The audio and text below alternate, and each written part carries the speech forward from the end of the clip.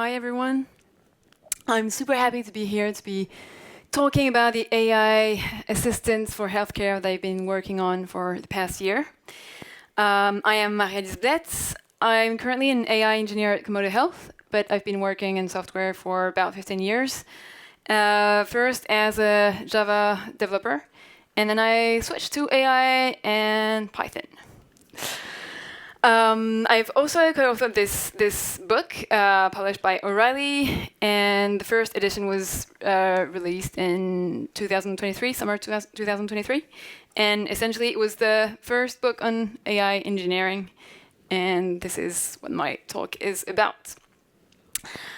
So I have to give you more context about what I do and about Komodo Health. So it's an American company. I'm almost sure that none of you have heard about Komodo Health, essentially because it's American and we're 20 employees in Europe.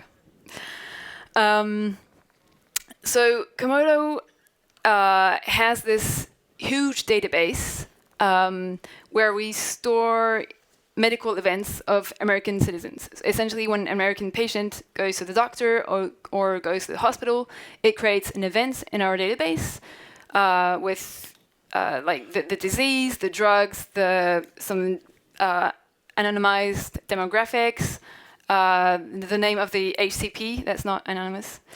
HP, sorry, the doctor, the name of the doctor. And on top of that, we have products that extracts insights from all of this data. And one of the products is the one that I'm working on, which is an AI assistant.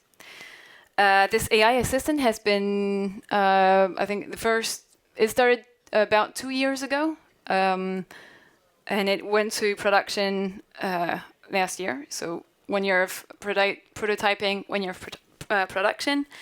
I joined the company just 1 year ago, so I was just here for the production phase. And when the team decided to create this, we had 3 goals. First one was this assistant should be able to answer analytic queries, such as what is the number of patients with diabetes or with psoriasis who are male and who are above 59, for example. It should also rely on our existing services. We have APIs, platforms, and so on, and it should work with that. And of course, it should be, like any good software, easy to extend and maintain. So I've been working at Komodo for a year now, and when I tell people that I work in AI and in healthcare, I have usually this reaction. So in this talk, what I have done is I compiled all of the questions that I received and sort of summarized them, and I'll share with you the answers. First one, obviously, is this: how does it work? This question can be asked by some fellow ML engineers, some software people, and also my mom. So there's different answers to that one. Sorry, I'm going to take that lens. What's the architecture? Sorry. And to do that, I'm going to walk through it step by step. The first way of building an AI assistant would be to do it through a single prompt. You have your user query, your LLM that the hypothesis we're going to take is that we're going to use it through an API. So it's you have a LLM provider and you just call the API. And then you have your system prompt, which is you're super smart, you can do this and that, and based on your knowledge, answer the user's question, and then you get the answer. So this works fine for questions like this: what is hypertension? And all smart LLMs today can give you this kind of answer. But then if you want to ask this, how many patients were diagnosed with hypertension in Florida last year, then it's going to be much more complicated. And the LLM won't know out of the box, or maybe it will hallucinate something. So how do we fix this? First solution would be to chain the LLM call with a tool execution.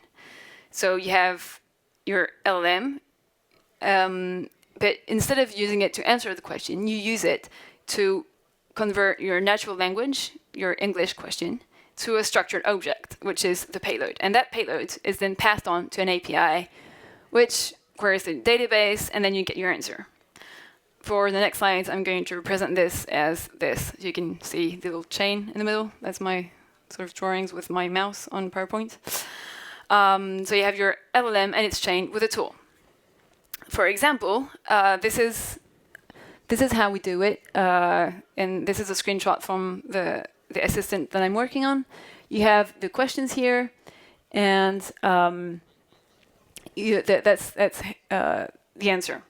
So there's one thing important here in this design, is that you can see that the out arrow is not coming out from the LLM, it's coming out from the tool. So what that means is that here, you can see the numbers, like just the card, it's essentially raw output from our database, just formatted in a nice way, that is user-friendly. Here, you are sure that there are no hallucination, because we're in healthcare, so that's important. Because it's not generated at all by the LLM. The LLM is just here to do the conversion between natural language to the structured output. So this is, and of course there's some post-processing, so it's nice and easy to read. So we have this question, and now we can get this kind of answer. Then, if we want to ask another question, it won't work because my tool doesn't support this new question. So what do? Something like this. We have different workflows, different scenarios, and we group them with a router. And that's essentially, this router is just there for intent detection. So that's an actual architecture that we had, and at one point it ran in production. So this worked fine because it allowed us to have control over what was happening and trust. Because here you can see that there's only a certain amount of workflows that can happen, and all of the answers are from the tools, never from the LLMs. So we can build our users' trust, and we can control what is happening. So this was a good pattern when the project started.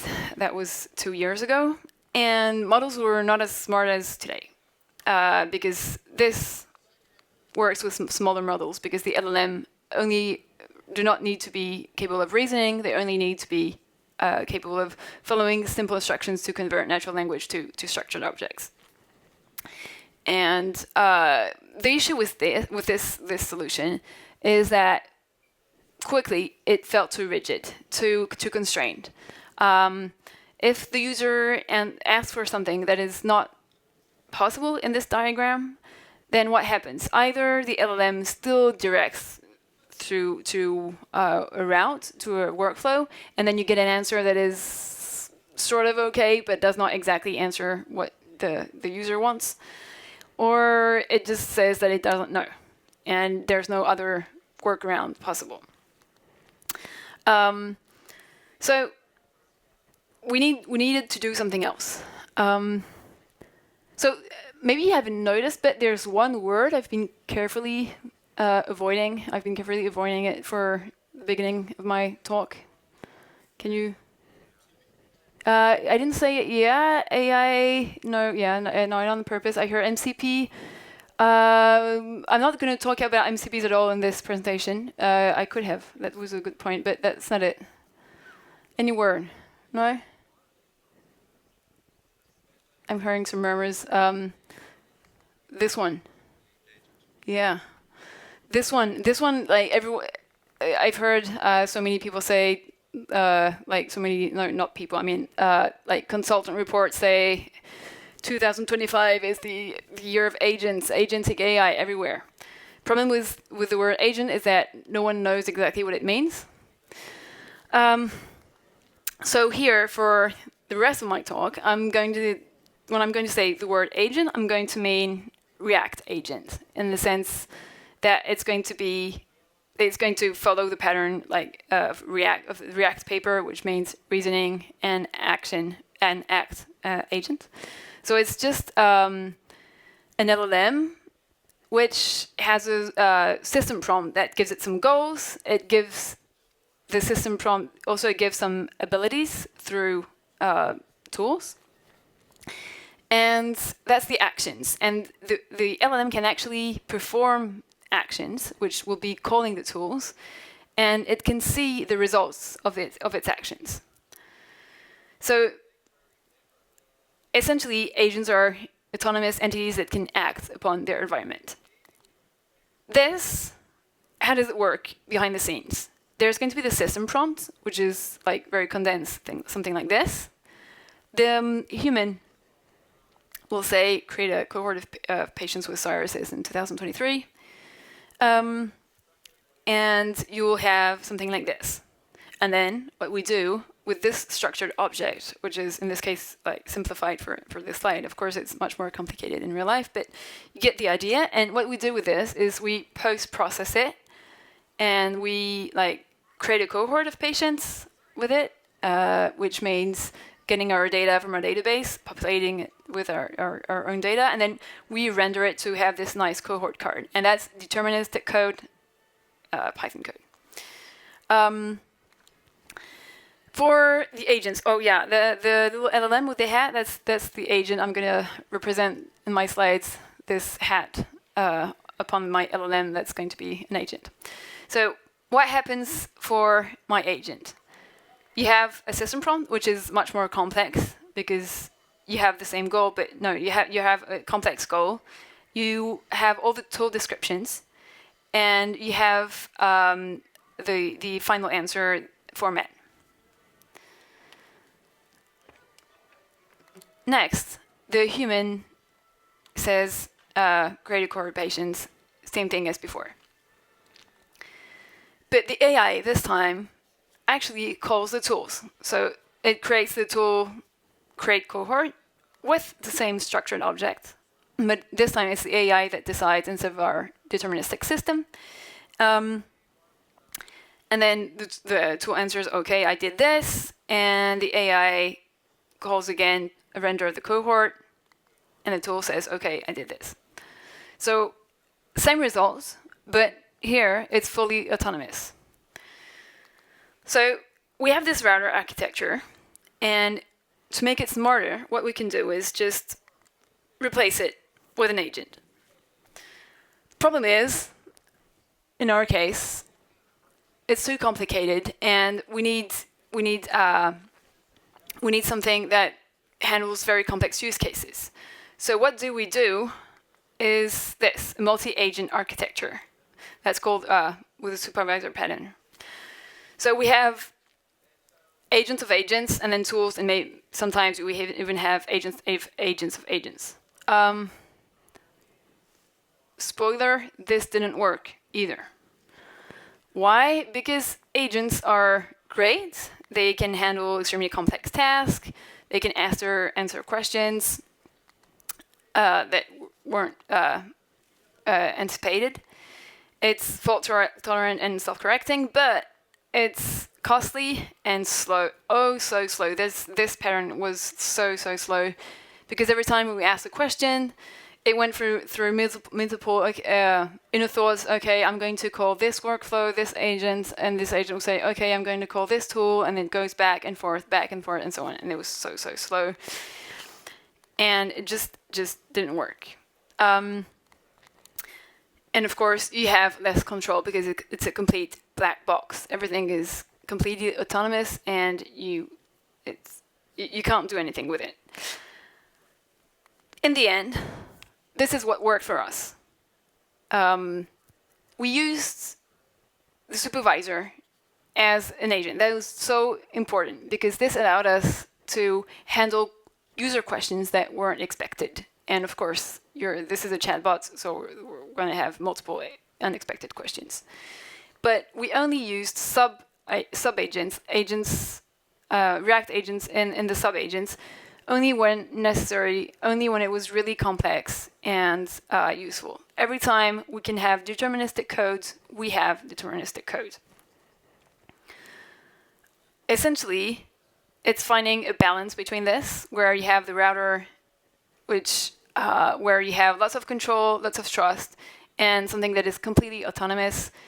And it's the agent that is completely in control and is very difficult to handle and to trust. Little takeaways. So balance, that's what I just said. Smart supervisor is really important because it's really what gives the user the impression that your system is smart and that it can correct typos, it can answer out of the box, and so on. React agents only where needed because there's an overhead, cost, time, black box. And there's one thing I didn't mention, but I just say here, I'm just going to go back through slides. What you can see here is that my answer arrows all still come from the tools. I still want my tools to have to be the source of truth. I want my users to really see the data that comes from my database and not that comes from the LLM. I have a new arrow, which is the output from the supervisor, which is here only to give explanations or to give to help handle errors and so on. Yeah, so we're still doing this, still providing the raw output from the tools with this time combined as with the supervisor's answers. I have a list of useful resources here. This is LangGraph, it's Python, but I think their documentation is very good on this point, and Anthropic also has some nice, interesting things here. Okay, this question was very long. The other ones are going to be shorter. This question, fine-tune our foundation models. So that's a question that I got, but I must admit, not that much in 2025. Mainly last year. Maybe it's because of agents. Let's see. When we had this design, we used fine-tune agents because it really improved the performance, and we were using models that were not as smart as today. And we were happy with those. And so we had things like that. So you have this question, create a cohort of patients with patients in their 60s, and this one, patients in their 50s. Can you spot the difference? Yeah, you might need glasses. Is it? No? Yeah, it's not the same years. Why? What is happening? It's like, is it? And the strange thing is that when we tested it, it was always the same. For 60s, always 60, 70. For 50s, always 50, 59. And even for like 80s, 30s, it was always ending in 9. Just for this one, just for 60s, behavior was different. Why? It's because we had trained our model to do that without knowing it. We had fine-tuned our models to know how to answer date ranges in the good format, but we hadn't noticed that our training dataset contained this glitch for 60s, and the model actually learned that. And then we found other fine-tuning problems, like we tried to use very diverse data, like have typos, have different cases. But even if we wanted the LM to only learn the pattern, learn the format, it still learned something from our example that we didn't want it to learn. So that's one of the problems with fine-tuning, overfitting. Foundation models, perfect for agents, of course. You need an agent, LLM that is capable of reasoning, and you don't want to fine-tune it this time. You want it to be really capable of understanding your system prompts and the tools that it has to use, and that's out of the box, no fine-tuning. Problem is, you're doing prompt engineering, and prompt engineering, I think that's the wrong term, honestly. Um, I'm an engineer, and I don't think that has anything to do with engineering. So, fine-tuning or foundation models. Of course, fine-tuning is good if you want to use smaller models, and if you're doing something in the chain, like in the chaining pattern that I just showed you. Foundation models are easy and fast to set up, but you need to have a data set for fine-tuning because you need examples for it to learn from. But surprise, you also need a data set for prompt engineering to evaluate your models. Otherwise, you're doing your prompt engineering completely blind, and you're very likely to change things, make mistakes without knowing them. So you need a data set for evaluating them. So that's like lose-lose for both. It's fine-tuning means longer iterations. It's costly, and you have some overfitting that I just showed you. Prompt engineering, of course, for foundation models. You may have some problem with scalability in the sense that if you want to add more tools to your system, then some you might break some other features. And globally, this is a choice to be based on architecture, choice, and tasks. What we did was we chose fine-tuning or foundation really based on our architecture. It was really coupled choice. Our first architecture was with fine-tuned models. It was good, but maybe too strict. And now we're working as much as possible with foundation models and prompt engineering. Some resources. This is a diagram from OpenAI that now is a bit old in the world of AI, but it's still useful. And I haven't talked about RAG because we're not doing any, but I think if you're interested in RAG, this is a good link to see. New question. This one is a question that my boss asks me. He wants numbers. He wants to know, to be able to say to our leaders, to our investors, okay, this is working. We have a performance of 99%, and so on and so on. So how do we do this? When we have something like this, you have some AI parts, the supervisor, the LLMs, that are non-deterministic, or at least they're plain text, and it's very difficult to evaluate. But lucky for us, with our design, where our output comes from tools, that's structured object. When I ask for a cohort of patients with diabetes, I don't care whatever the tokens are in the middle. If the LLM decides, if the LLM has some inner thoughts that looks different, I don't care. My structured object at the end is going to be exactly the same. So that's something that I can evaluate very, very easily. And I can build automatic tests on this. For example, in this screenshot where you have the question, what we do is we essentially test the tool output, which is the structured JSON here. And that's going to be our automatic test, and we can have hundreds of those, and then at the end give a number. And we can do that differently in different ways. We can do that for each sub-agent, or we can do that for the whole system.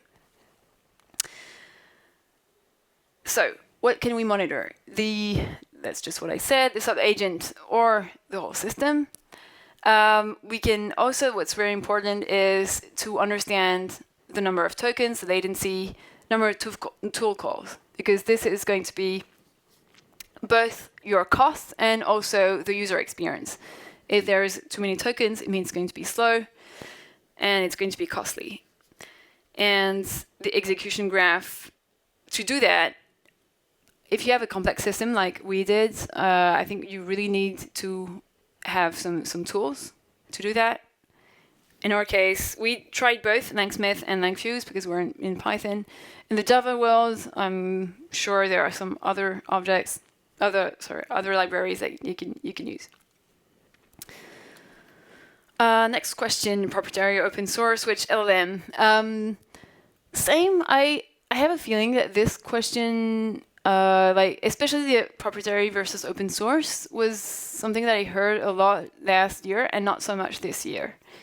Maybe because people get tired of this. Personally, I am tired of this. And powerful. What does powerful even mean? Because that's what OpenAI says. GPT-5 is like a PhD level expert. But do I care? Do I want a PhD level expert? Honestly, I don't. What I want is an LLM that has a good context window, because I want to be able to inject lots of tools, and I want it to be able to understand long prompts and complex prompts, and I don't want it to hallucinate, and I want it to be good at toll calling. And that's not the same thing. So I think when they do this, they're kind of surfing on the AI hype, where AI, AGI, like we're gonna be replaced and everything. But really, that's not at all what I want. So I'm not going to give an answer here. I'm not going to say you should use this or use that. I have a feeling that generally right now, people who write agents are using Claude models, especially the Sonnet models, because they have a large context windows. They're good at toll calling, and they don't hallucinate. They really respect the what we put in the system prompt. But there's also I've heard a lot of people using Google models that work very well too, and so on. There's not a good answer here, and certainly we're not trying to chase the next big model. I think in 2 years we changed like 3 times of model family. We were using different models, and every time we really changed the model family, it's because we changed the model, the architecture, the whole design. We didn't change the model without changing the whole prompt, because changing the model actually means testing everything again, so it's not worth it unless you're changing something else. And I think it's also important to have this in mind, that we don't want our application to be limited by the LLM context window. So having a good architecture behind it is very important. And of course, don't worry about the hype, but you really have to still be prepared to evolve, because things are going so fast that it's necessary. We couldn't have stayed with our router and our fine-tuned models very long. Next question, framework or no framework? Other question? Okay, I know I'm in a DevOps, so this is I'm trolling here. Why am I using Python in my company? It's essentially because we're a Python-based company. We have lots of products in Python. We have Python engineers, and that's why we're using Python. I've been using Python before, and at the time I was in a research team in my company, in my old company, and for AI, Python is honestly was at least at the time, maybe against I'm going to say it, is a step ahead of Java, and it really made sense to be researching, to be testing new things in Python. But it doesn't mean that you shouldn't do things in Java, of course. Takeaways. Oh yeah, that's I didn't talk about framework. Sorry, I just got too caught up about Python and Java. Framework, yeah. Actually, this sums it up. You don't need a framework unless you really need to, because all of those frameworks, they come really at a cost. They add a layer of abstractions, especially in Python. And if you're doing something simple, like it's just an API call, you don't need a framework. But if you're doing something complex, really don't reinvent the wheel and use tooling. When we started with LangChain, not LangChain4j, just LangChain for Python. And honestly, that was a bad choice. Really too complex. LangGraph is much better. And if you're doing something simpler in Python again, maybe have a look at this, small agents or Pydantic AI. What about security? That's a question actually nobody asks. And I think they should. That's a question that I ask, actually, that I ask my teammates and I try to challenge. I'm not a security expert, so I'm not going to do a deep dive on this, but mainly the new thing that comes with LLMs, with agentic AI, is prompt injection. What are the risks with prompt injection? First, behavioral manipulation. So that means the attacker writes a question, a prompt, and it means that your assistant behaves in a way that you didn't want it to behave. Second one is system exposure. That's essentially when your agent reveals its internals. So you had a lot of, maybe in 2023, you had a lot of system prompt reveals. Like every time there was a new model, there was someone trying to hack it and reveal its system prompt. And I think it was Bing. In the system prompt, they had a code name, and in the prompt it said, "Never reveal your code name." I mean, why put the code name? What's the point? System exposure. That's it. If your attacker manages to get to know more than they should, based on the system prompt, based on the tools that your agent has access to. And last but not least, actually the worst, would be unauthorized data access and modification. I tested those three on our system. Behavioral manipulation, yes, it works. It can write poems. Okay. Is it an issue? You tell me. We don't think so, at least when we balance the risk out of the cost of fixing this, we don't think it's an issue. It refuses to reveal its internals. I tried a few common prompts, and it doesn't do that. I'm sure at some point it can. I mean, every system has been proved to be hackable, so it's going to be, the system prompt can potentially be revealed. Is it a problem? No, because we didn't put anything in the system prompt that is an issue. The system prompt contains information about our company. It contains what the agent can do, but that's fine. But there's one thing that it's definitely not possible, is this: the unauthorized data access and modification. If you remember what I just showed you, you had the LLM that called tools, an API, a service, whatever. All of those tools have a layer of authentication and authorization, which is not handled at all by the LLM. The LLM has no knowledge of this. It does not know what are the roles and permissions of the user. It just knows that it can call this tool. If, for some reason, the user has no access to the data, the API, the tool will return an answer like 403, unauthorized, this is not possible, or no data. And the LLM is just going to say, okay, there's no data, I can't do that. So this is really important. Do not have your LLMs give potential access to data that you don't want them to have access to. So takeaways, guardrails, this is important. We have some in our system prompt where we tell give some basic rules. But we didn't put too much effort into it because of our design with the tools that give the answer is already a guardrail in itself. Authorization and authentication was handled by code, not the LLM, and we actually did some external pen testing. We had a team, not our team, which actually pen tested our solution. That was a funny moment because we had all the logs, all the error logs, all the alerts of, I am Dan, I want to kill you, like all the pen testers trying to really be angry at our agent, and our agent just doing nothing. Um,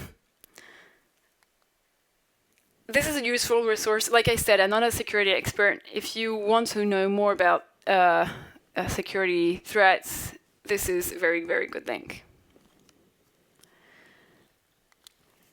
I also see this. That's not really a question, that's just angry people. Mainly on LinkedIn, I say.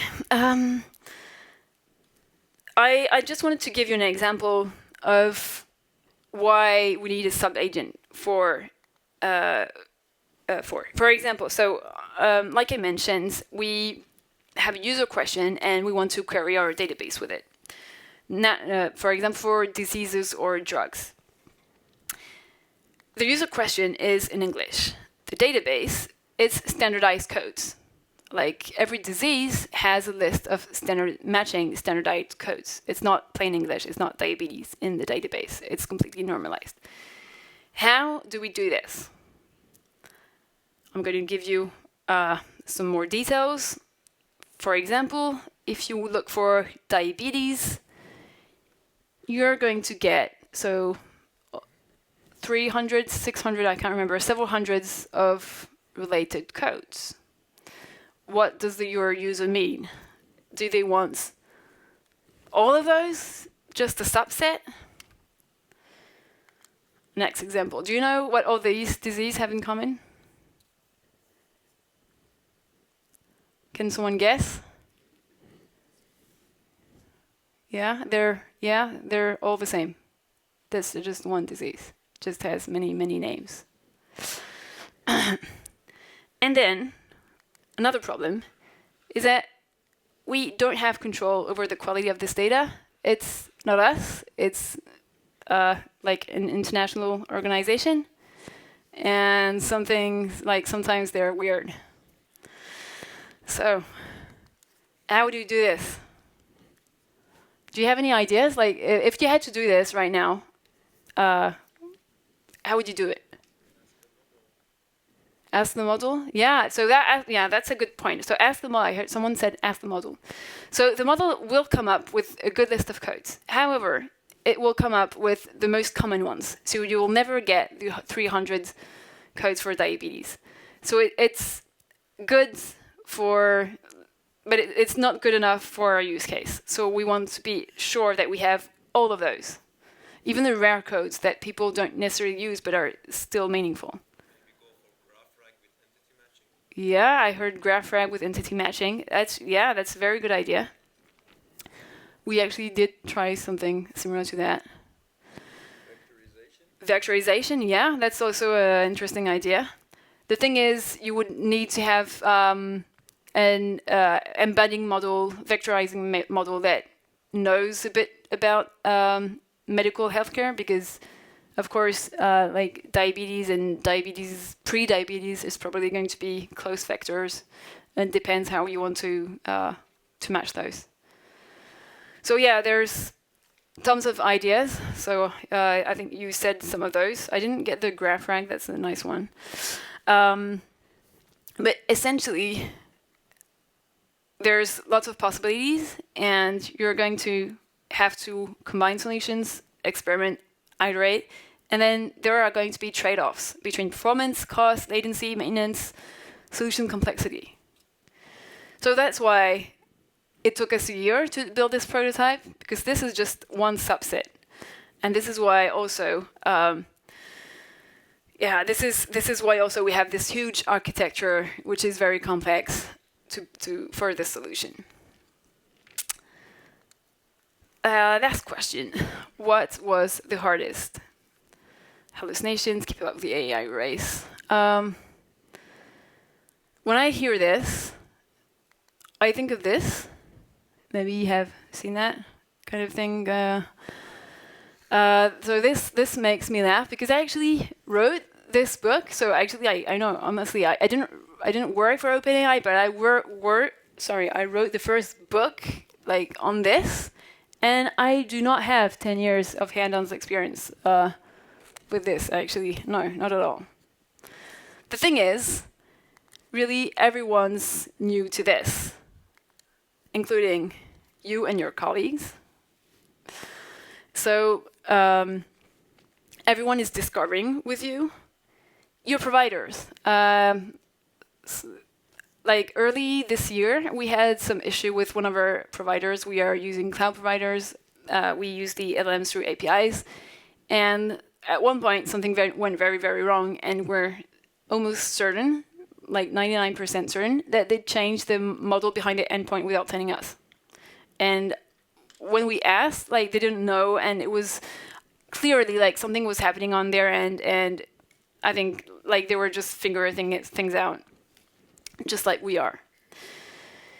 And also the rest of the world, yeah, everyone, like if you have a problem, you want to build, you want to see if your architecture is working, and something's wrong, and well, you want to go to Stack Overflow if you're still using Stack Overflow. Well, we won't have any answers on this. This is the real challenge, I think.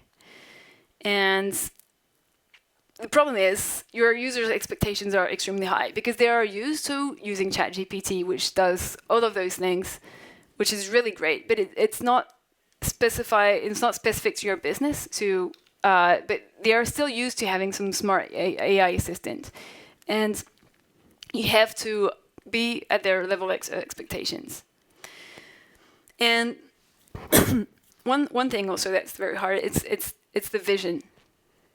How do you go from this, like let's have our current platform where it's just in a chat? That was like everyone was doing this last year. That's not useful. Nobody cares. I mean, it's always faster to click on a few buttons than have your just write things. But going from this idea to have something that really gives some value, that's difficult. And it took us some time to get there too. Essentially, I think the challenge is in that it's just not AI, agentic AI is new. That it's really, really new. And yeah, that's just why I'm get up early and excited to get to work in the morning. Thank you, everyone. If I have some time for questions because I'm a bit early, and you have some feedback links if you want to give some feedback so I can improve this talk, some contact links, and more resources. I have here, this is GitHub repo with a nice UI of all AI engineering resources. If you are interested or if you want to contribute, please feel free to go on GitHub. And this is a link to get free access to the O'Reilly platform, where you can have all the O'Reilly books that you want to read for free for 3 months. Thank you.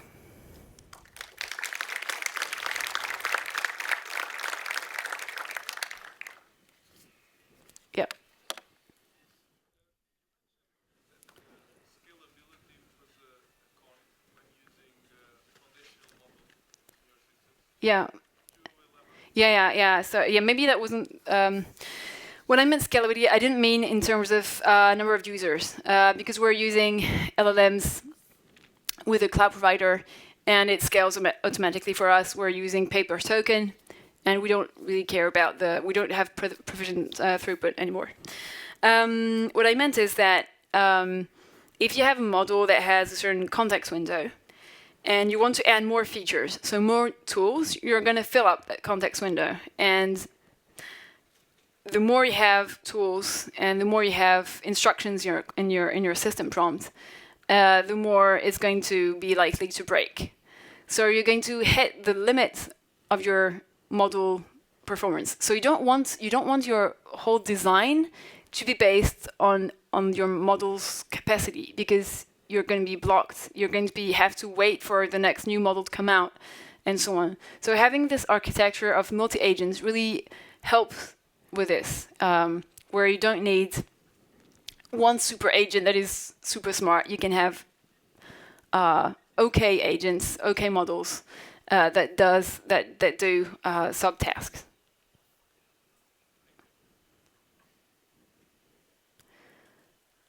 Okay, yeah.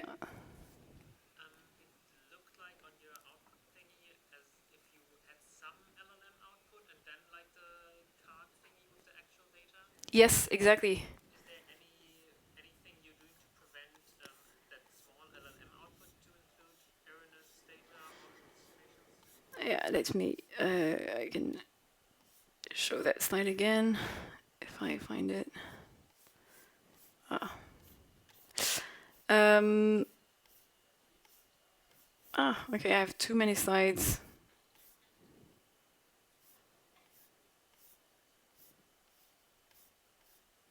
Okay, just take this one. Okay.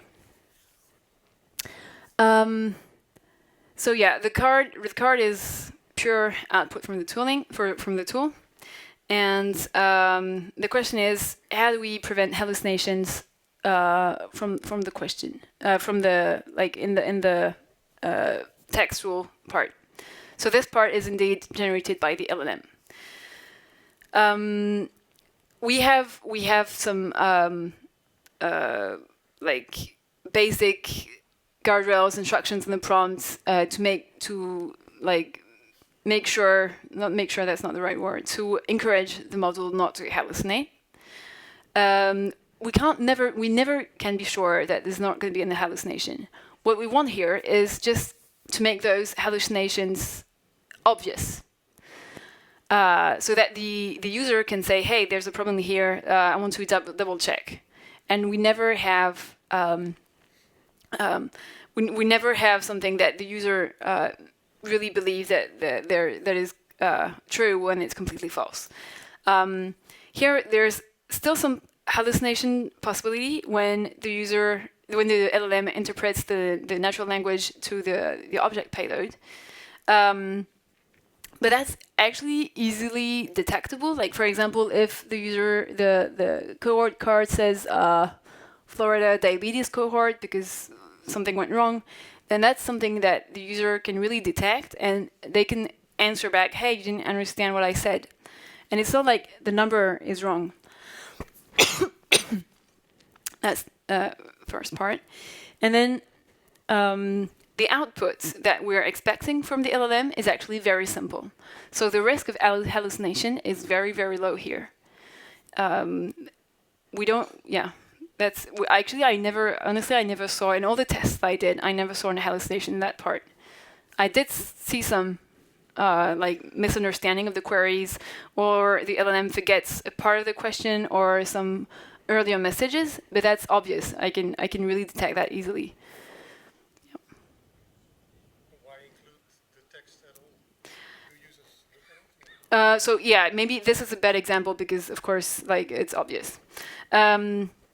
But sometimes when the question is a bit more complicated, like compared to cohorts or something more complex, the LLM can have an explanation of why it did what it did, or have a summary of what it's showing, but you still have the raw output. Yeah. And it's also more natural because this is still a chatbot, so it's also more natural to have like a natural answer. Follow-up question on validating the input of the tool code, right? In production, do you have some kind of validation system going on? Like, because you said it's easy to detect it when you are debugging this, but do you have some quality control in production to make sure that users are not getting, let's say? Yeah. So the question is, do we have some quality control? We have several systems. We have you can see the thumbs up, thumbs down, for example. So that's not automatic, but users can flag if they're not happy with the answer. So that's every time the user does that, we can look into it and see what went wrong. Was it the LLM? Was it just like it's just not supported everything, or just a bug? It happens. Not everything is the fault of LLMs. And we also have some metrics that we track and so on. Overall, we can't really have some quality control because in the same way that we do our test, because in our test we have the answer and we know the answer.